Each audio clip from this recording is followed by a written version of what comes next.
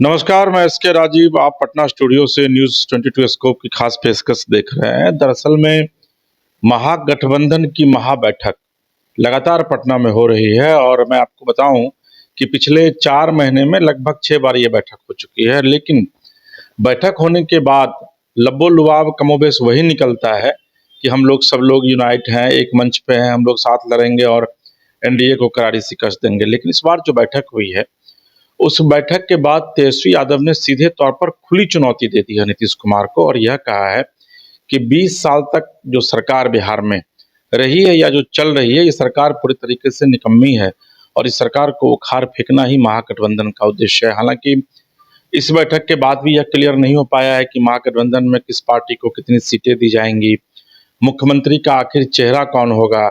लेकिन महागठबंधन से जब नेता बाहर निकले तो वो जोश से लबरेज दिखे तमाम नेता। हमारे साथ हमारे सहयोगी अंशु मौजूद हैं। हम अंशु समझने की कोशिश करेंगे कि वाकई में जो ये बैठक होती है महागठबंधन की, तो ये बैठक सिर्फ दिखाने के लिए बैठक है या फिर बैठक में कुछ इसका लबो-लुआब भी निकलता है। अंशु, बैठक लगातार चल रही है महागठबंधन में। एक बार फिर बैठक हुई है, तेजस्वी यादव ने कहा है कि भाई हम इस निकम्मी सरकार को उखाड़ फेंकेंगे। लेकिन आपको लगता नहीं है कि बैठक में जो महत्वपूर्ण चीज़ें हैं कि सीट भाई किस पार्टी को आप कितना दे रहे हैं? आपको पता है कि कांग्रेस कह रही है कि हम 50-52 से कम सीट पर नहीं लड़ेंगे, वीआईपी कह रही है कि हमको कम से कम 30 सीट चाहिए। वाम दल की जो तीनों पार्टियां हैं वो कह रही हैं कि हमको कम से कम 50 सीट चाहिए। तो आखिर सीट को लेकर के डिक्लेरेशन पार्टी महागठबंधन क्यों नहीं कर पा रही? सर, सबसे पहले इसको ऐसे समझिए, लगातार इन दिनों कांग्रेस जो है आरजेडी की तुलनात्मक बहुत एक्टिव है। ये आप भी जानते हैं, हम भी जानते हैं। राहुल गांधी लगातार बिहार आ रहे हैं, तो कांग्रेस का जो एक इम्पैक्ट है वो आरजेडी पर है। और नतीजा यही है जो जब कल जाके हमने कवर भी किया था, सूचना ये मिली थी कि तेजस्वी पीसी करेंगे, मीडिया से बात करेंगे, लेकिन कोई पीसी वगैरह कहीं कुछ नहीं हुआ। जो लोग बाहर निकले उनसे मीडिया की बातचीत हुई।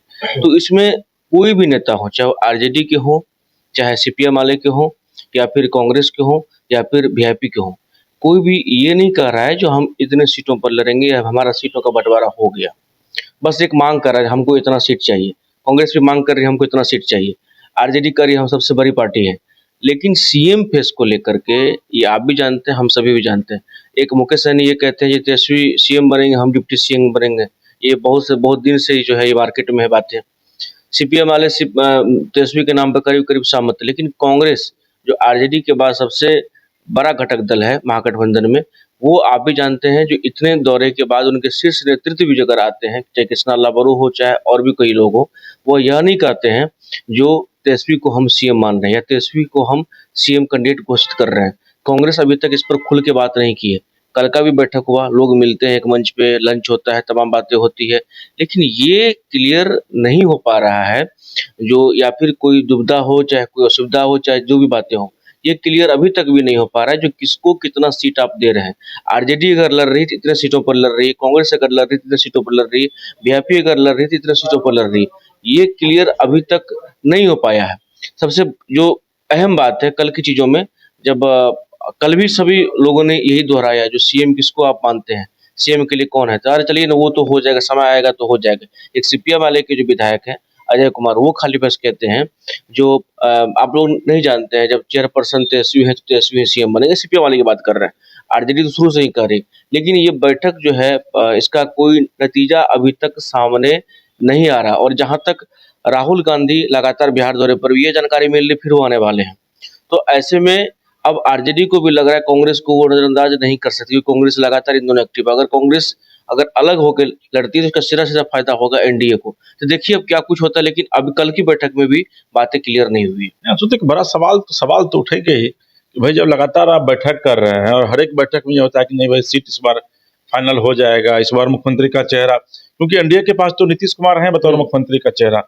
तो भाई आप ये क्लियर तो कीजिएगा, क्योंकि आपको याद होगा कि कांग्रेस अध्यक्ष हम लोगों ने भी बातचीत किया था तो उन्होंने मुख्यमंत्री चेहरे को लेकर कुछ नहीं बताया। तो क्या वाकई में महागठबंधन के भीतर दांवपेच का एक खेल खेला जा रहा है?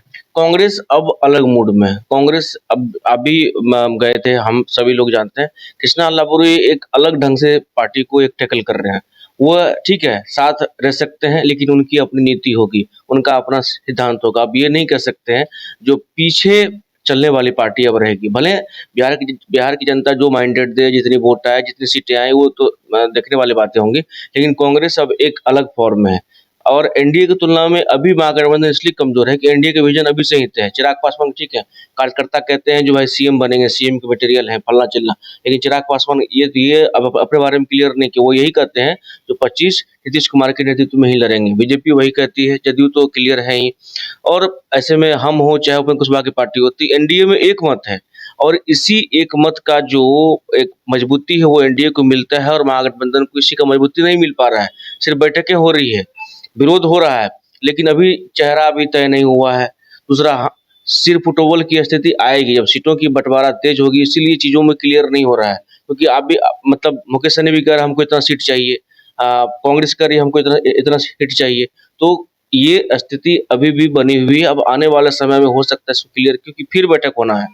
कल जो बोला गया, बोला जो फिर मतलब जो है एक बड़ी बैठक होगी, इस बैठक में हम लोग कोशिश करेंगे तमाम चीजें क्लियर हो पाए, लेकिन कल की बैठक में तो कुछ नहीं निकला है। चलो, तो ये हमारे सहयोगी अंशु हैं, बैठक इन्होंने कवर किया था। तो अगर अंशु की माने तो तेजस्वी यादव के विषय में अंशु ये कहना चाह रहे हैं कि तेजस्वी धीरे चलना बड़े धोखे हैं इस राह में, क्योंकि राजनीति है और राजनीति में कब और किस वक्त किस राजनीतिक दल का मिजाज बदल जाए ये कहना फिलहाल बड़ा मुश्किल है। लेकिन सबके बीच इतना तय है कि अभी भी तेजस्वी यादव को इंडिया महागठबंधन मुख्यमंत्री के चेहरे के तौर पर पेश नहीं कर पा रही है। आपको हमारा ये कार्यक्रम कैसा लगा, आप कमेंट बॉक्स में जाकर कमेंट कीजिए। हमारे चैनल न्यूज़ बायोस्कोप स्टेट को सब्सक्राइब कीजिए, लाइक कीजिए, शेयर कीजिए, और तब तक के लिए कैमरा पर्सन सोनू के साथ इसके राजीव को दीजिए इजाजत, और आप देखते रहिए न्यूज बायोस्कोप। गोल्ड संस्थान आपके सपनों को दे रहा नई उड़ान। पिछले 27 सालों में 18,000 से ज्यादा छात्रों ने गोल्ड संस्थान से डॉक्टर और इंजीनियर बनकर अपने सपनों को किया साकार। गोल्ड के संस्थापक और प्रबंध निदेशक विपिन सिंह और धनबाद सेंटर डायरेक्टर संजय आनंद के दूरदर्शी नेतृत्व में गोल्ड संस्थान बन चुका है मेडिकल और इंजीनियरिंग की तैयारी कर रहे लाखों छात्रों की उम्मीद और विश्वास का प्रतीक। सफलता का सबसे बड़ा दुश्मन असफलता का डर। मेरे बच्चे का रिजल्ट हुआ, ये खुशी का विषय था, बट हमारे इंस्टीट्यूट के जो बच्चे रिजल्ट कर रहे थे, जो लेवल को अचीव कर रहे थे, उनका भी रिजल्ट हुआ, ये हमारे लिए और ज्यादा खुशी की बात था। आज ही जुड़िए गोल्ड संस्थान से और अपने सपनों को दीजिए नई ऊंचाई। झारखंड में पहली बार मजा लीजिए क्रेजी रिवर का। प्राकृतिक वादियों के बीच 6 एकड़ में बने वाटर पार्क का आनंद पूरे परिवार के साथ लें। Aquatica Funplex water park, a complete family park, excitement का भरपूर dose, huge cyclone slide, WMPS big family pool with 13 slides, big wave pools with high waves, kids के लिए अलग से play area, octopus rain dance, pendulum slides, top class restaurant, साथ ही senior citizen के लिए स्पेशल अरेंजमेंट। पूरी family के साथ बिताएं दिन भर मस्ती के पल। इक्वाटिका Funplex water park near Remta dam, चुकरू मोड़, रांची।